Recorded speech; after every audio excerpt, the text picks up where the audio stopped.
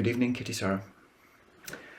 So welcome everyone to another Wednesday evening with the Clear Mountain Monastery community. And actually this week we are pre-recording this because Ajahn Nisabo and I will be actually teaching a retreat in Bellingham.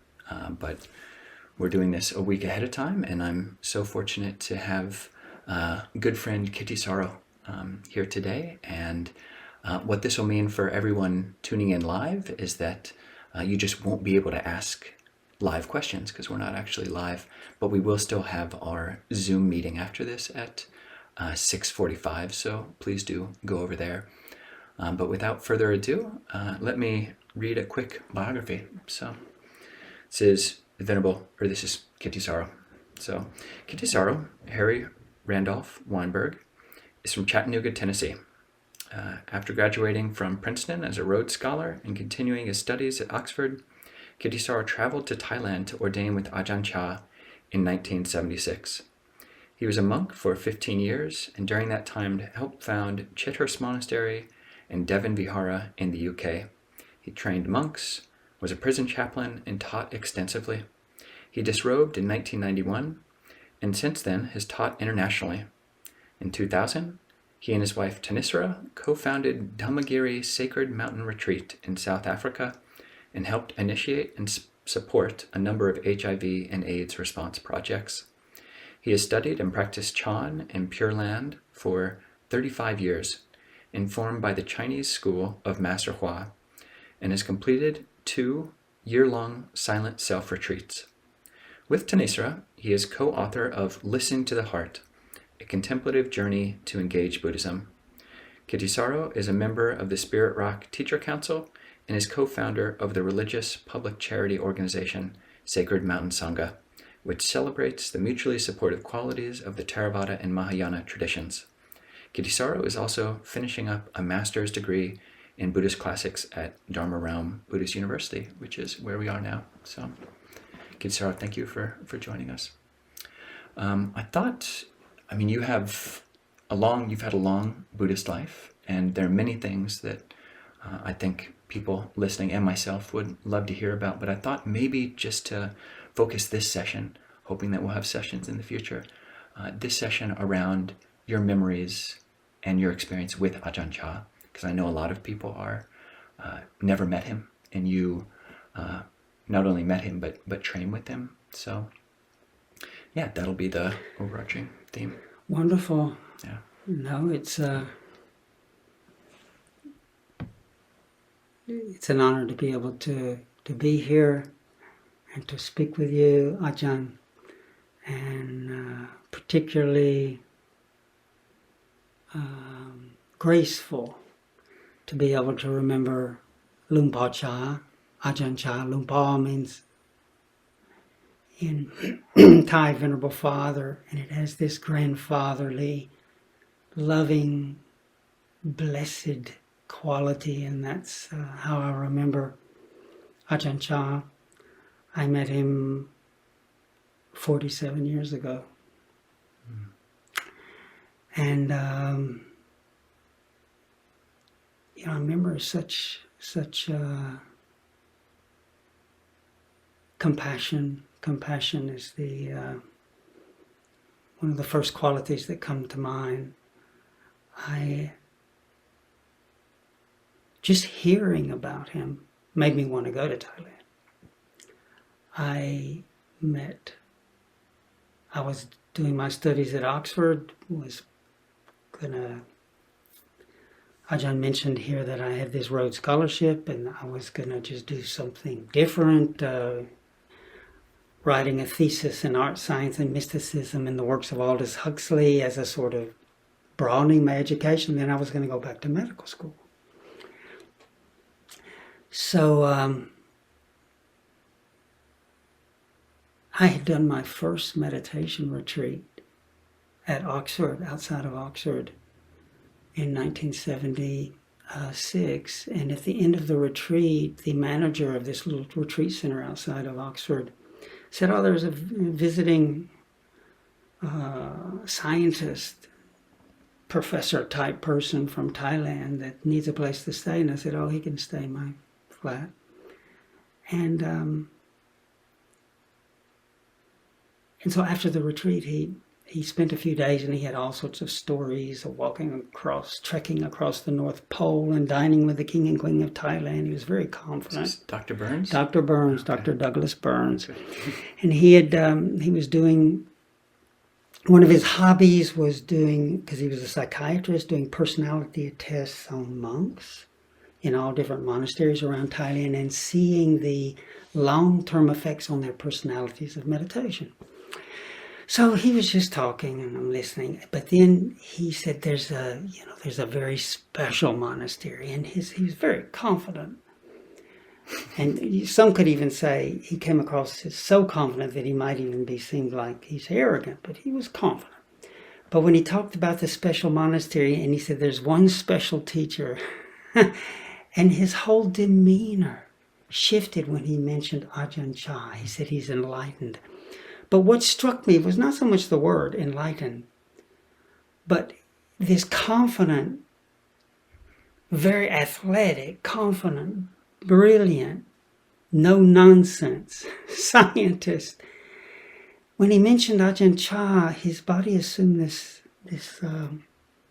demeanor of reverence, and the whole air was charged with reverence, and that was just such a delicious, unusual feeling for me. And then he went on to say, and he has a few Westerners away, and his senior Western disciple, Ajahn Sumedho, if he's not enlightened, he's close. And, but I just wanted to meet this Ajahn Chah, and when I heard that he had a few Westerners. So he offered, I'll take you. So I got a leave of absence from the university, and much to the horror of my parents, set off, this was 1976, set off to Thailand, with the hopes of meeting this. So when I first met Ajahn Chah, I had read I don't know if you ever read Be Here Now by Ram Dass. Mm-hmm. And when he met Maharaji, tapped him, mm-hmm. and he burst into tears and kind of like, I've been waiting for you. And so I was, hoping for something special. But, and I won't even go, I almost didn't make it because I arrived on the worst day in modern Thai history. They had a revolution on the day I arrived. Okay. And there was a massacre of students at Thammasat University. Usually Thai revolutions no shots fired. But anyway, Dr. Burns said, no, just be calm. Let's let everything calm down. So we waited a week, and then he was able to take me on the train up to the Northeast. And then we got the little motorized vehicle out to Wat Pah, and we're walking in, and the monks were walking on alms round as we were walking in, and it was my first impression of the shaved head was quite shocking. Mm-hmm. It was something was very real about it, but the skulls, it was like a line of skulls coming out. I was a bit taken aback. And you hadn't met monks before in England? No. But I had met a monk, okay. that and heard them chant. But somehow this, in the barefoot walking out of the forest, a line of them in the early morning sun, somehow it really struck me, and there was a little sobering. There was something sobering. So I finally got to meet Ajahn Chah. He was sitting under his hut. His hut was on stilts, and there's a little marble floor underneath it, and he had a wicker chair he was sitting in, and a few lay people around him, and a few monks, and Dr. Burns took me, and I saw him bow, so I did the best I could to follow along as a gesture of respect. And Ajahn Chah just said, Doug said a few words in Thai, and Doug introduced me to Ajahn Chah, and Ajahn Chah said, well, why did you come? And I mumbled something about enlightenment, or didn't know what I was talking about, or balance, or you know how sometimes when you talk, you're speaking, but you don't really know what you're talking about. But I was saying something. But I wasn't very confident. But then when he said, have you ever meditated before? I felt quite more confident because I'd done a 10-day retreat. I mean, we're talking some serious experience, Venerable. Yeah, okay. 10 days. I mean, this is not any old 10 days. We got so up you at told 4 in the Ajahn- morning. Wow. And so, you know, and I didn't say this, but I thought he would notice in this particular Ubaken Goenka style, you do Anapanasati for 3 days, mindfulness of the breath, and then you scan the body very slowly. And I didn't tell Ajahn Chah this, but I thought that I had potential for meditation because I could scan down both sides simultaneously, which I thought might have been a talent or something like that. But anyway, so I'm telling Ajahn Chah about the meditation I'm doing. And right in the middle of my explanation, he gets off the wicker chair and he gets down on the floor on all fours like a dog and is going around sniffing all parts of his body, under his arms, his legs, saying some things, and people are laughing. And even I was smiling because how can you not? But it was, you don't have to be Piscean, sensitive Piscean to tell he wasn't particularly impressed with my meditation. And so finally I'm sort of saying, Doug, what's he saying? And finally Ajahn Chah gets back on his chair with this big grin. And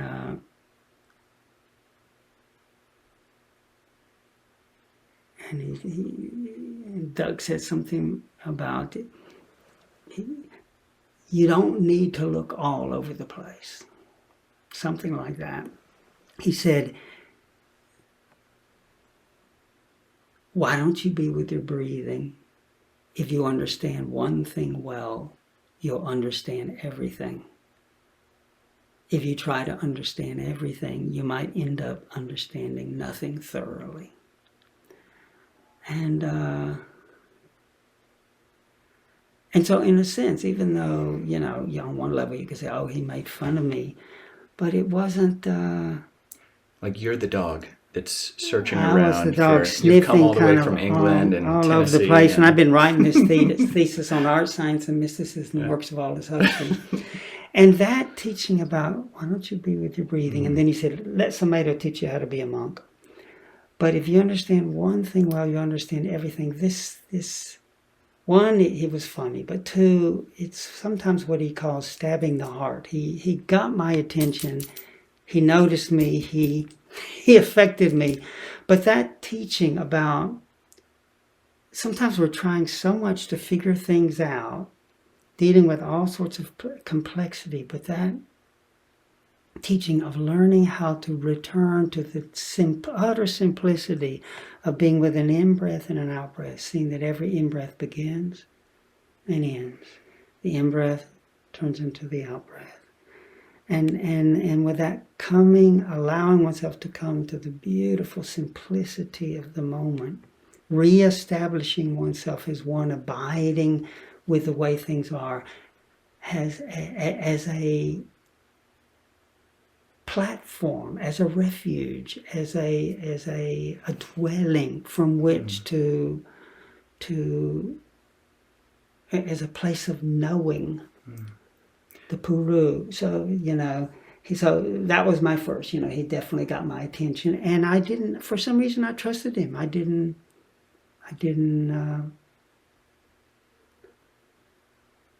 doubt him. I wanted to become a monk. You did want it.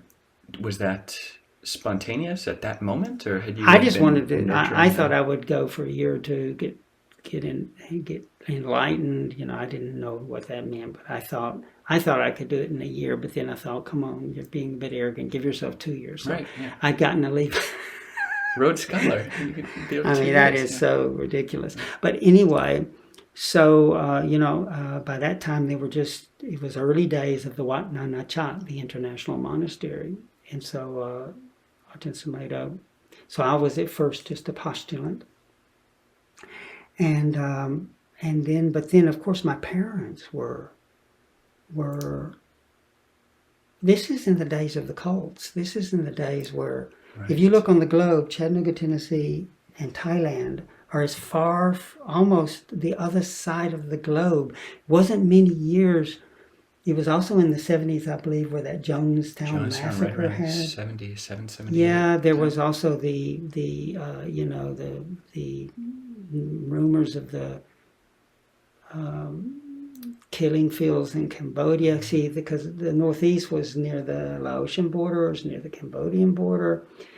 My parents were really, they didn't know whether I was in a cult, so they kind of flew out from Chattanooga, Tennessee. And my mom is not the kind of person that wants to go to a Thai jungle, a Thai forest. But I guess the next thing, I definitely, in remembering Ajahn Chah, his compassion, that he took time to spend time with my family. Because he knew they were worried. He had time for them. Was this the same occurrence? Did they come once or did they come multiple times? They came once. Well, they came to monasteries in England, but they came to Thailand once. Okay. And in Thailand, for the most part, when you ordain, it's a celebration because it's respected. But some of the Ajahn Chah was aware that for many of the Western parents, it was so foreign. It's like losing a child. They had no sense of what was going on. And Ajahn Chah did something that was so thoughtful. He decided on the spur of the moment. It wasn't planned, but when my parents were there, he decided, because I was in white as a Nanagarika under the 8 precepts, he decided to ordain me as a novice.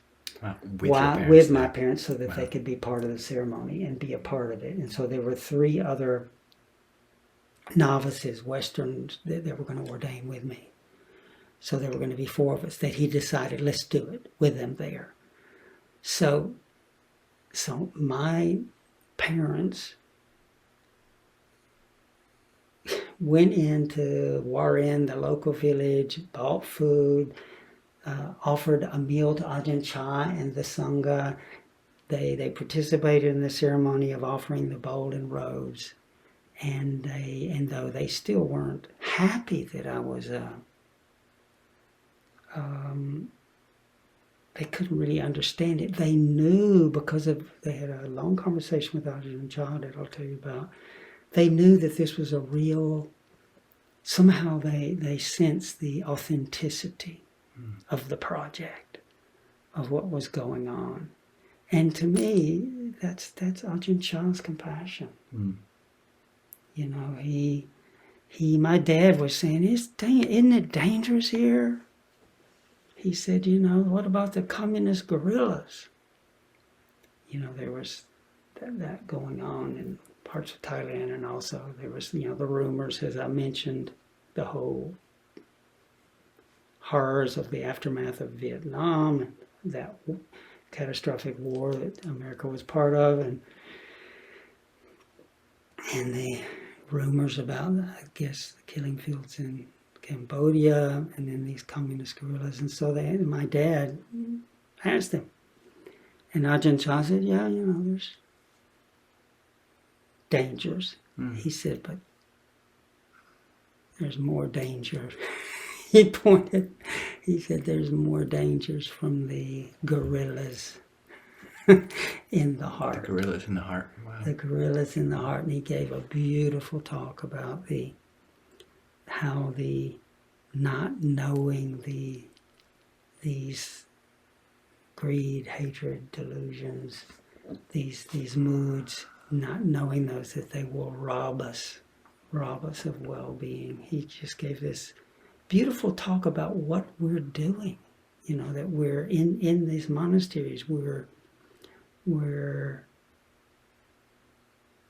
looking at what attacks us and gives rise to confusion and distress and harm and robs us of well-being. So my parents got to hear Dhamma talk from Luang Por Chah, and they Dad never could quite say his name right. The Ajahn Chah, but they were touched by him. So that was like maybe a 2-week visit, or I can't remember how long they stayed. They flew to the little airport in Warren. I guess they must have stayed probably a week or so. But then they turned it in their trip to the Orient. They turned it into, and they brought me some. Later when I disrobed, they had brought back from that trip some Buddhas from Thailand, and then I think they even went on to, they might have gone to Japan too. But well, it turned out that it was somewhat of a dangerous place. I mean, you ended up getting somewhat sick. How long was it, after you ordained? No, I got sick pretty soon. Yeah. I was, again, I brought, I used to be a competitive wrestler, and so I brought this, you bring your, okay, I had the wonderful monastic discipline, so you're leaving behind intoxicants, and you're following the celibate renunciate path, but one still brings one's tendencies. And so, I was very competitive and very pushing myself, which they're not bad qualities. But at some point, after I'd been there a while, so I finally became a monk in July the 21st, 1977. And then I thought, there's too much talking here at the Western, we chat too much. I want to go off. And I'd heard that Ajahn Chah had the real toughest, his fiercest disciple that really pushed you was this charismatic monk known as Ajahn Chah. I don't know if you ever... I've definitely heard of him. Ajahn Rinpoche talks about him extremely highly. Yeah, he was covered with tattoos. He used to be an extemporaneous poet, singer. Molam. Yeah. And gold teeth covered with tattoos. But then Gold teeth? I didn't realize that. But then he had been turned around by Ajahn Chah, and he had this, I'm not saying it right, probably had this monastery, the Bung Khao Lung, the swamp mountain something, I don't know, monastery, but has an old forest in it. And it was there that I started, I ended up having, really severe diarrhea for months and months. And then I got bitten by a centipede there, which is the most painful sting in the forest. And I was quite sensitive to mosquitoes even. I get a mosquito bite, not really, it really puffs up. And so I had this most painful sting. So ironically, in the dying shed, we robe dyeing. We chop up with the jackfruit wood, this fragrant bark, and boil it, and then wash the dye and wash the robes so that they're cleaned and made fragrant again.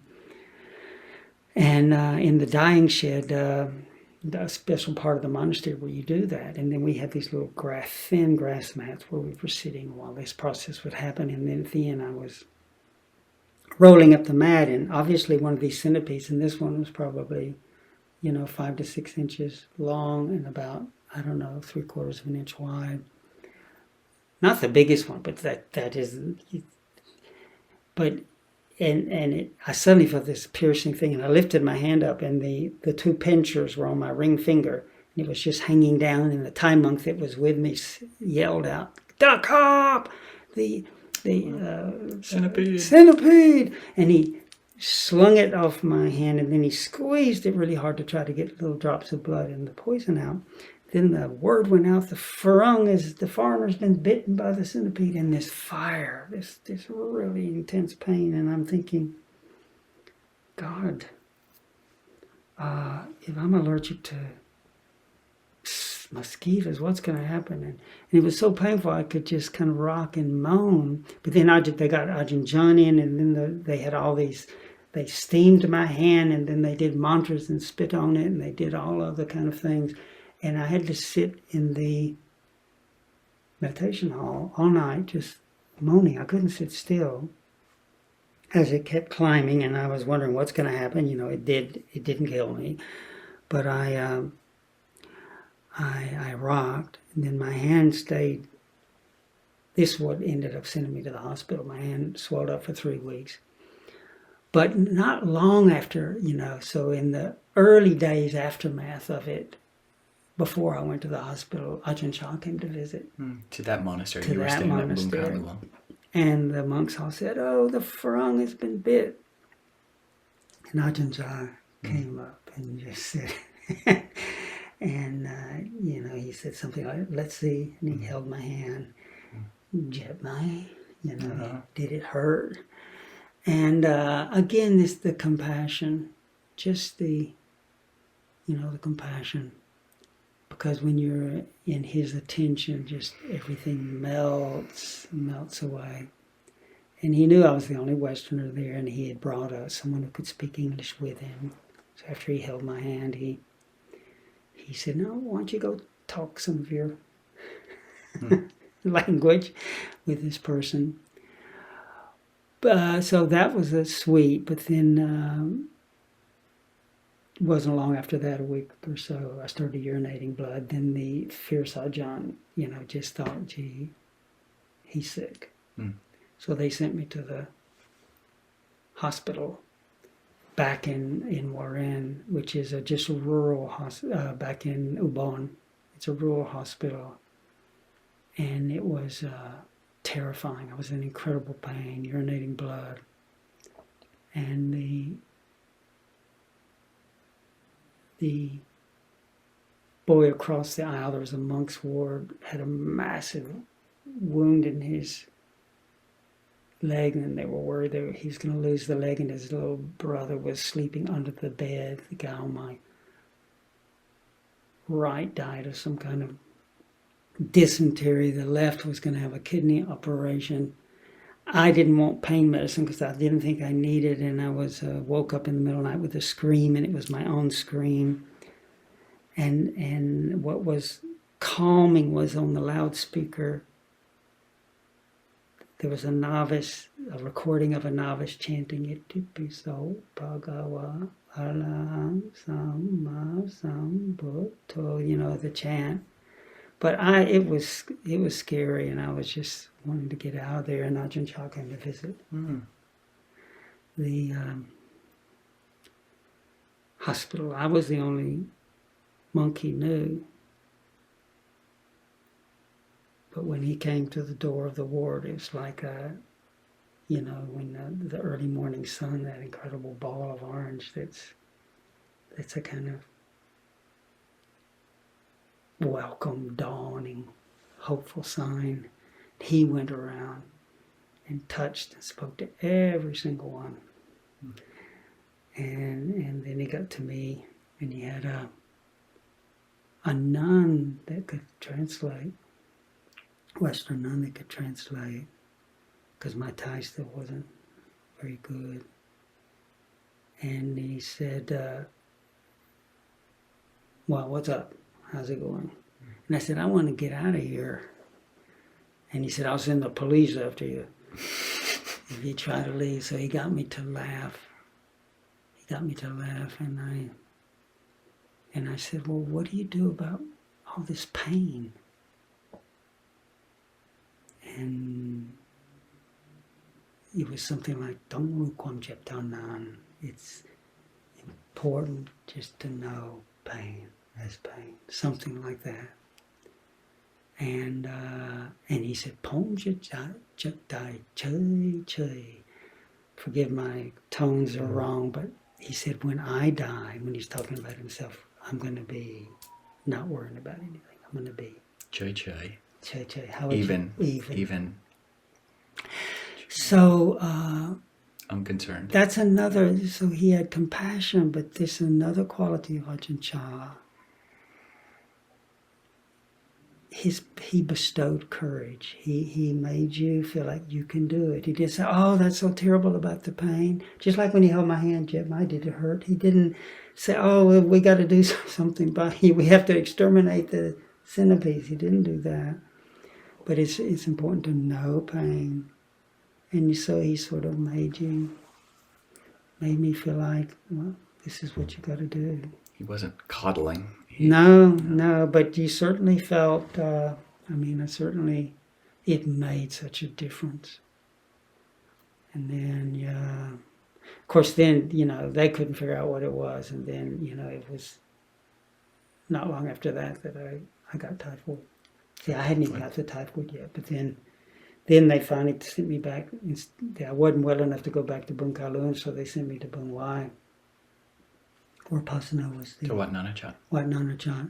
There's Ajahn Pasano and Ajahn Pabakaro, and then I started getting the fever and delirious.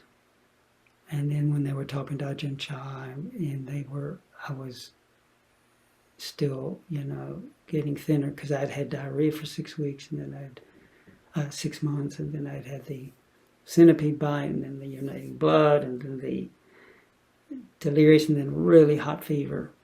And so Ajahn Chah said, he had a disciple in Bangkok, so he said, well, let's send him to Bangkok. So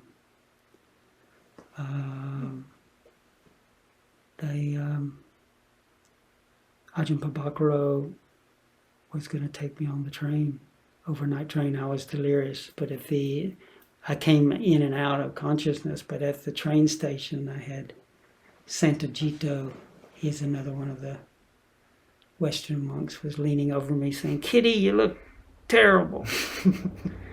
And he said, "Ajahn Chah, sorry you can't be here, but he wants you to know he's looking after you, that he's thinking about you." So that was nice. And then, so that was in August 1978. So I got the typhoid just a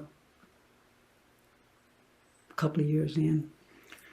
Wow. And so by this time you have typhoid, you've been bitten by a centipede, not doing well.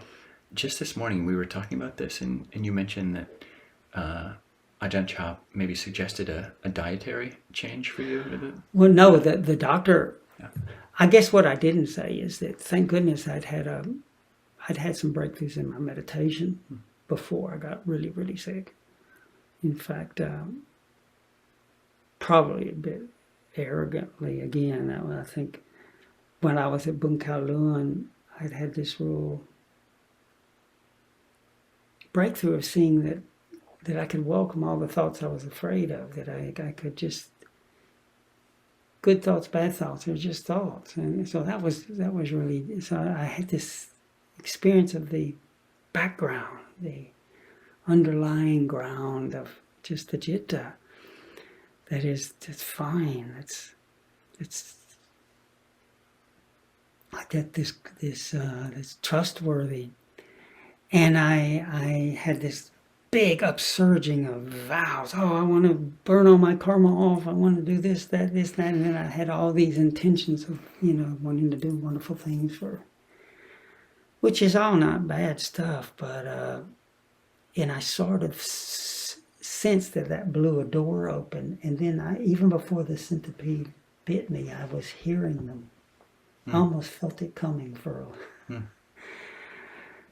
So anyway, then when I did get really sick, the doctor and the surgeon and the head doctor in Bangkok said, "This monk's going to die if he gets diarrhea again.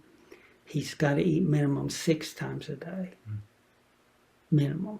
Tiny amounts." And so that's when Ajahn Chah made the joke. But he made a joke about it, but he didn't forbid it. He let me know, okay.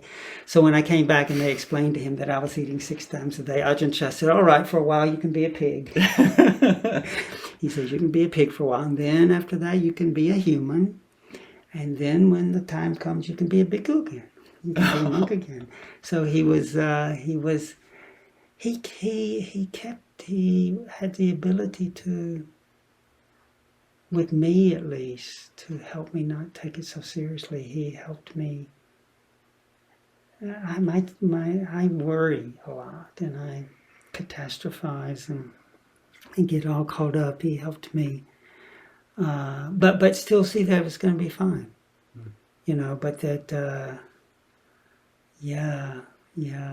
Well, it sounds like a pretty distinct shift of meditative focus, over the time before you came to Thailand? You were doing this Burmese, perhaps very focused, Right. very focused type of meditation, and then 2 or 3 years into it, you're doing, you mentioned this teaching of Puru being the one who knows. Yeah. Are there other teachings of his that you either picked up explicitly from him or just? Well, the Ploi Wang was huge. Ploi just let go.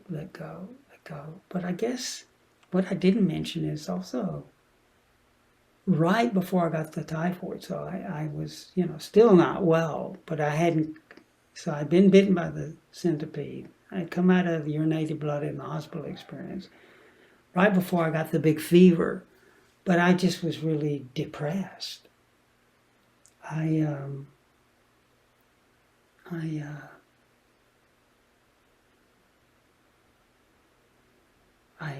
just was so aware of the afflictions in my mind, lust. I remember we were doing water one day, and a young Laotian girl was there.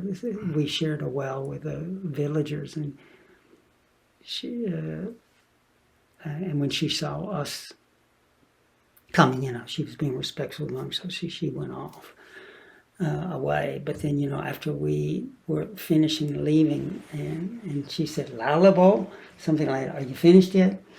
But somehow the way, she just said that, how the mind just latches onto stuff, and this my mind just, I just, sexual desire was a big thing. And then the eating, I would vow every day to be mindful of eating. And I would always sort of wake up when my bowl was empty and I felt like a beached well. And I just had all this self-hatred and self-judgment and greed and lust. And the all-night sittings once a week, and you want to be in samadhi and it wasn't.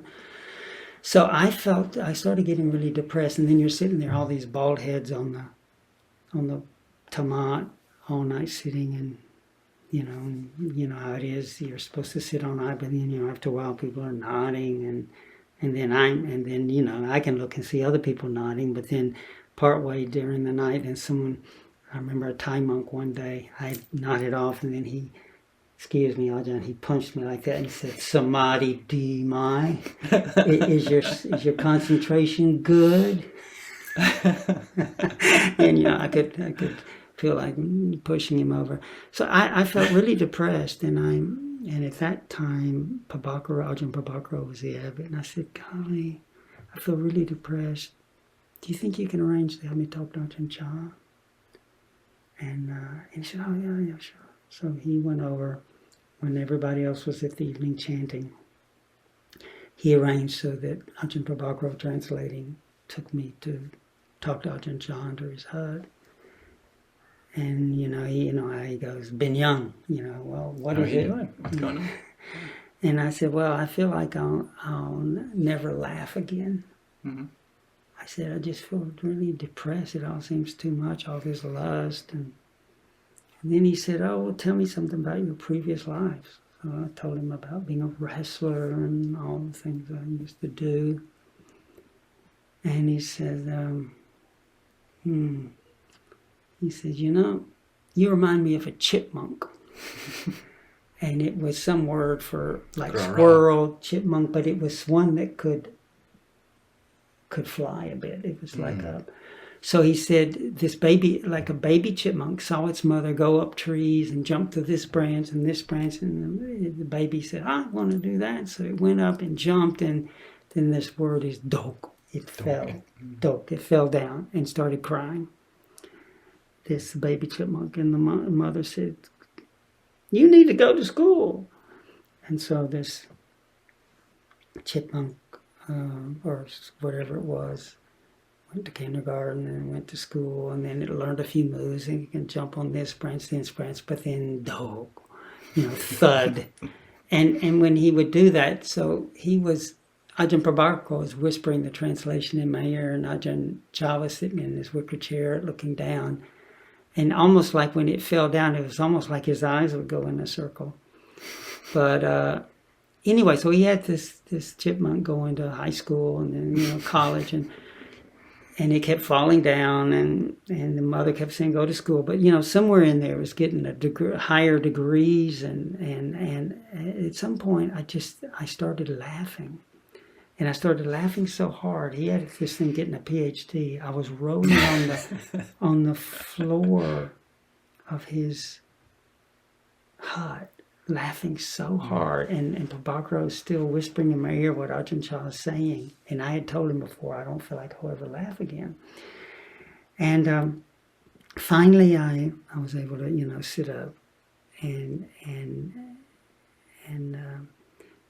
he'd done all this training, and Ajahn Chah looked me in the eye and said, and in one day that chipmunk could do every single thing that its mother could do. It could jump and this and that, go to this branch, that branch.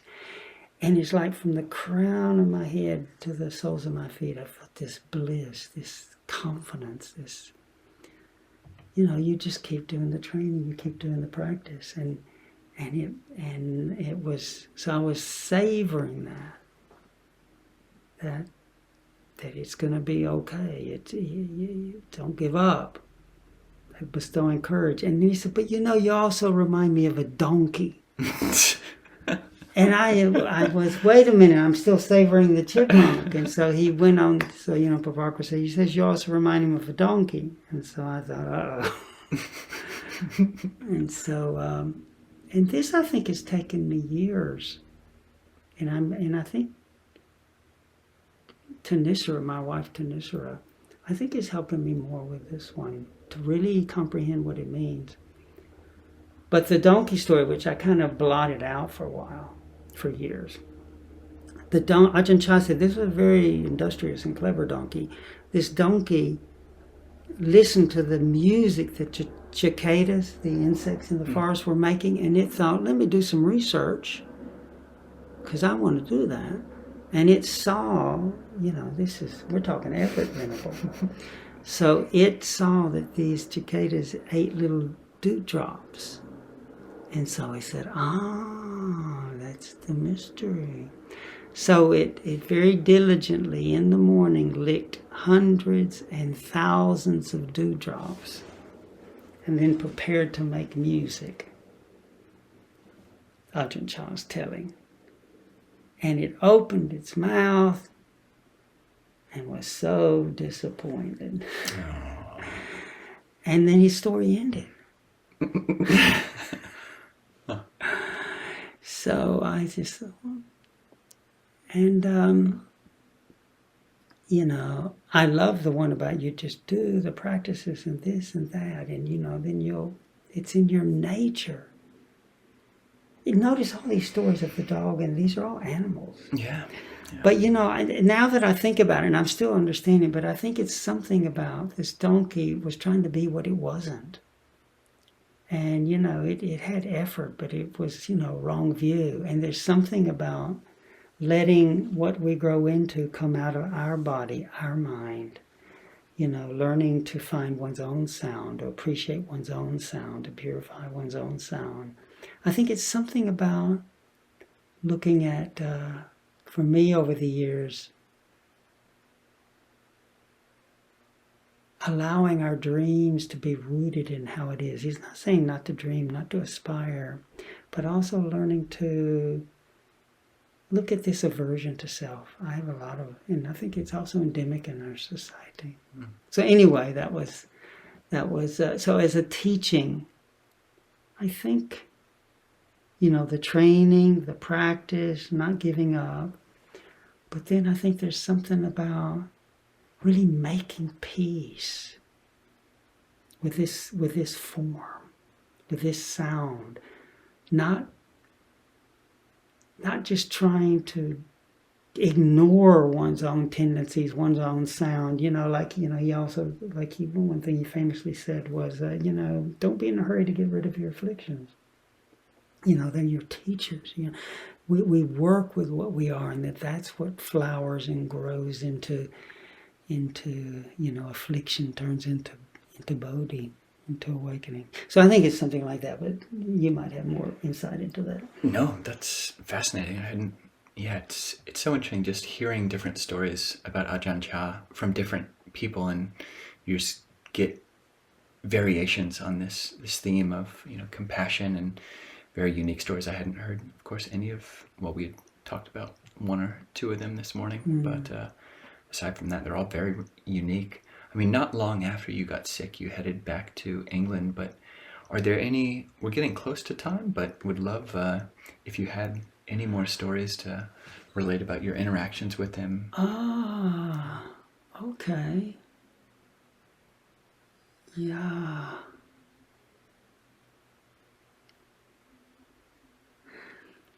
I think more in England, then... Were you in England when he came to Yes, visit? I was in for England. both? Yeah. Both the visits, oh wow. Well, the first one before I came to England was when he, I guess... No, I was there. I was there when he came to Hampstead, and I was there when he came to Chithurst. No, I was there for both visits. I guess...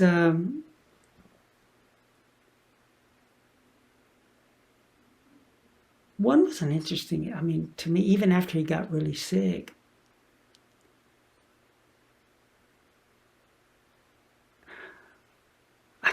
one story I love from him, I mean, this, you won't think it's profound, but he was just so honestly talking about his sickness. There's a phrase in Thai, when you do exercise, "Ok Gamlang." Ok Gamlang, Kai. Yeah. But then he turned it around and said, "Gamlan all." It just, your energy's going out. He was talking about how his energy and his eyes are sta sia dong sia, all the spoiling of his, and he and it was just really, he needed to rest, and there was just something. I mean, this might sound strange, but when he needed to lie down and rest in this little hut, there were just a few monks with him. To lie down and rest in the same hut, just a few feet from Ajahn Chah, there was this sense of, there was such safety around him. There's this deep sense of everything is well. Everything is well. So people may have missed it, but for me that was really significant. I'd heard a bit about this before, but so you were still somewhat sick and needing to lie down on a regular basis. Yeah, but there was a few monks here, so I mean we took a little rest together this in little the same hut room. In the same little room, and which was and he was talking about the eyes are no good, the stomach's no good, instead of that my energy's all gone out, and and I had a dream that then he got paralyzed eventually, and what felt real to me is when he came to me in a dream. And this time so even though I got over the typhoid, there was a period of a decade I was still quite sick, and then 3 years, at least 3 years, where I almost had to lie down all the time at Chithurst. They had a little room for me just to rest a lot. The damage, I guess, from the typhoid or whatever. And anyway, in the dream, Ajahn Chah was going around. The different monks were sitting on the platform, but I was lying down, and he had this honey, and he was giving some honey to each of the monks, and I was feeling ashamed. Oh God, I'm lying down. I got to try to make myself get up. And he came to me and says, "You don't need to get up." He said, "All you need to do," and then he reached in to my throat in the dream, to this very uncomfortable place in the throat. He says, "You just need to contemplate the sense of self. Just need to contemplate the sense of self."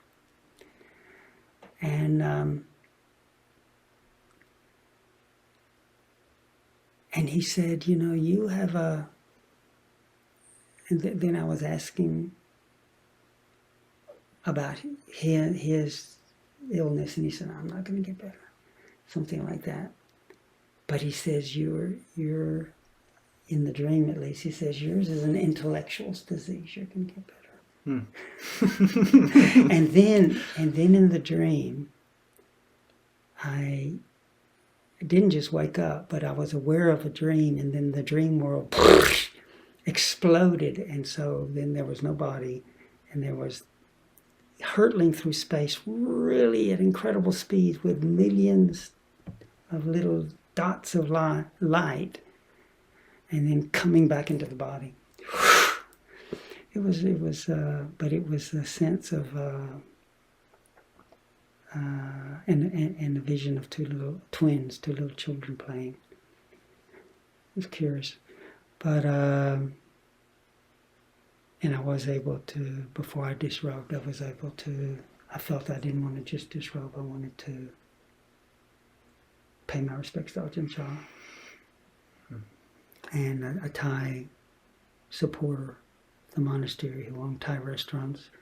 And I'd helped some over the years with her life and practice. And she offered to, she said, "It's good to see your teacher." And I said, "But it looks like I'll probably disrobe." And she said, "That's all right, but it's just good to see your teacher first, so that you can really lay that out." And at that time, Ajahn Chah wasn't talking. But